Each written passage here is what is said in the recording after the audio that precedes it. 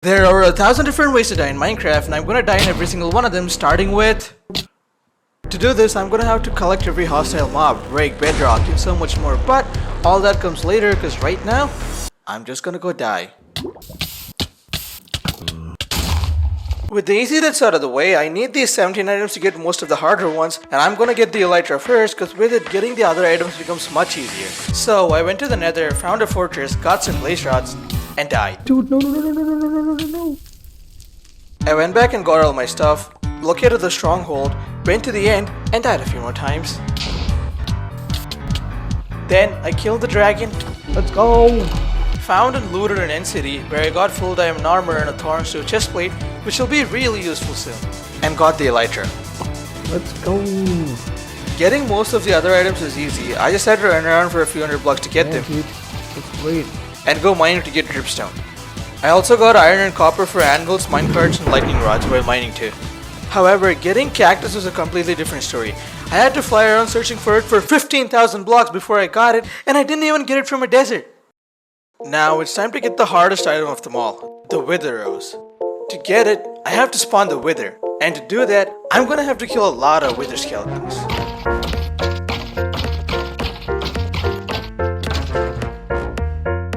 Let's go. Let's go. Oh my god. Oh, After getting the skulls, I went to the overworld, spawned the Wither, and got the Wither Rose. Now that I got all 17 of the items, it's time to get some dead sand.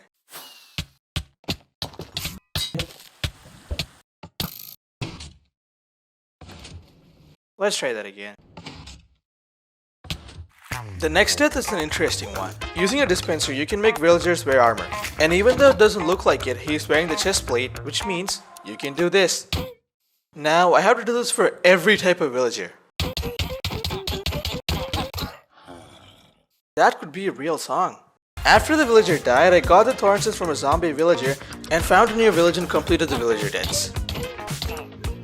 let's go. That's done. Now it's time to kick things up a notch and move on to phase 2, collecting all the hostile mobs. I decided to get the husks first. Don't ask me why, cause I still don't know. I found a desert which is right next to the mesa where I got cactus from, and started building a bridge connecting the desert to my base in the nether.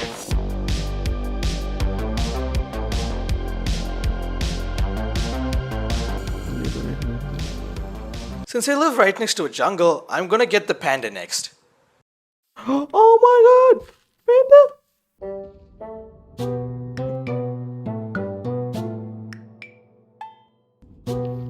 I fuck me, dude.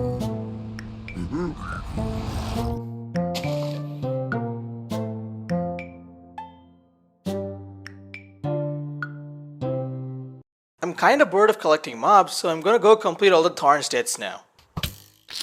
Damn it. Damn it. Let's go. With that, all the Thorn sets are done. Now I'm gonna speedrun collecting some mobs. Get the boat. Okay.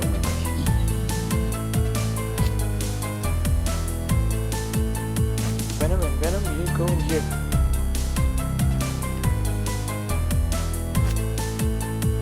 There are a few mobs that don't chase you, even in their aggro towards you, like the Blaze and Stray. So to get them, I need to come up with a different plan. For the Blaze, I fishing rodded it back to base. Okay.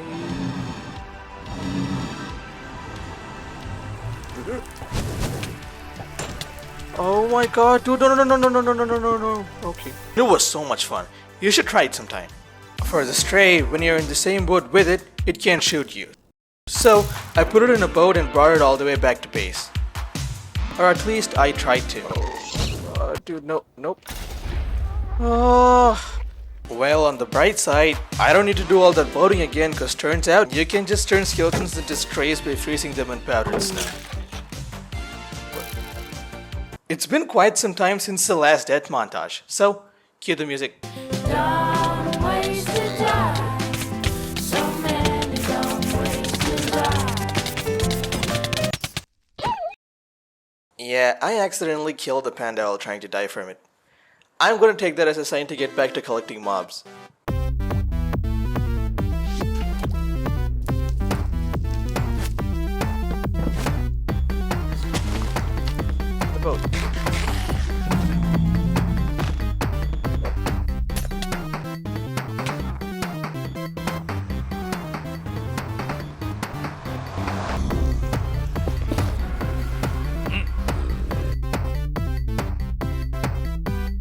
with that, I have all the hostile mobs I need for now.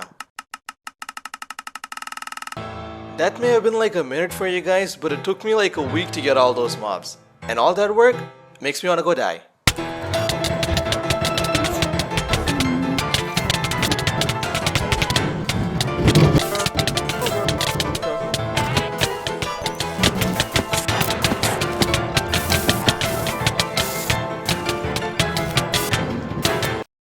Now it's finally time for the last 3 types of deaths, which are incredibly hard to pull off.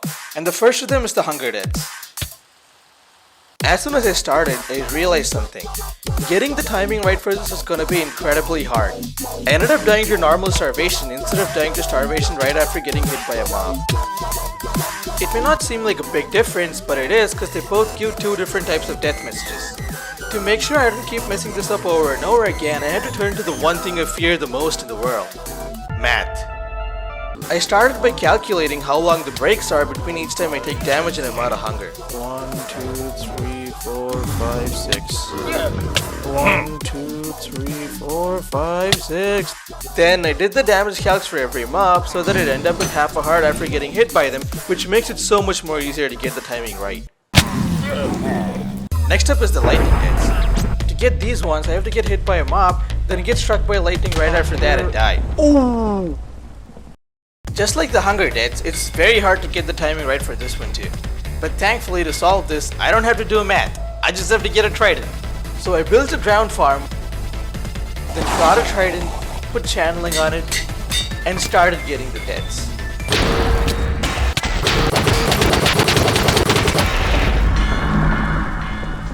Finally, it's time for the hardest sets of deaths yet. The void deaths. There are 2 reasons as to why this is the hardest type of death so far. Reason 1 is that I have to break over 25 bedrock for this. And if that isn't hard enough, I have to bring all the mobs I've collected so far down to Y-64 so that they can hit me off into the void. Let's tackle one problem at a time and start with breaking bedrock. Using pistons, TNTs, and trapdoor yoga, you can break bedrock. Oh! Now I know there's a pretty good chance you already know this because a gazillion other YouTubers have made videos on this. But what you probably didn't know is just how hard it is.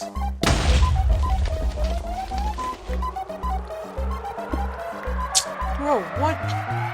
It literally took me 3 whole days just to see the void. Oh my god, bro. And I still have to break 8 more bedrock.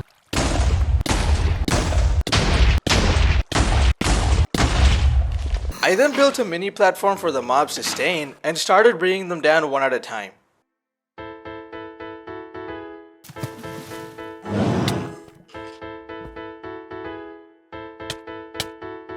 Bringing down most of the mobs was surprisingly easy. I just had to use a boat or a lead to bring them down. But the ones that were hard to bring down were really hard to bring down. Let's go! Oh my god, that took way too long. And the hardest of them all is the Piglin Brood. You see, the Piglin Brood turns into a zombified piglin after being in the overworld for just 15 seconds. I'm not gonna spend another 4 days to break bedrock in the nether again. So we have to make sure that I get hit into the void by the Brood before the 15 seconds run out, which is gonna be very hard. It takes around 10 seconds for me to go through the nether portal, which means I only have 5 seconds to get hit into the void. And to make things worse, if I get hit by the Brood twice, I just die and the Brood will turn into a zombified piglin by the time I respawn. But I have a plan which might just make it possible. I'm gonna build a nether portal near the white pit and cover one side of the portal. This is to make sure that the Brood doesn't wander away from the pit.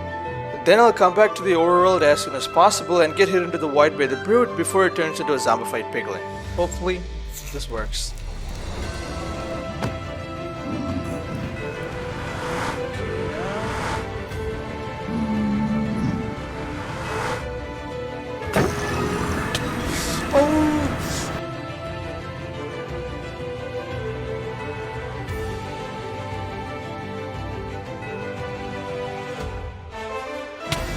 Let's go! Oh my god! Let's go! I'll be completing the rest of the deaths which are much harder than this in the next video, so subscribe to make sure you don't miss out on that. I'll link that video on the right once it's out. In the meantime, watch the video on the left.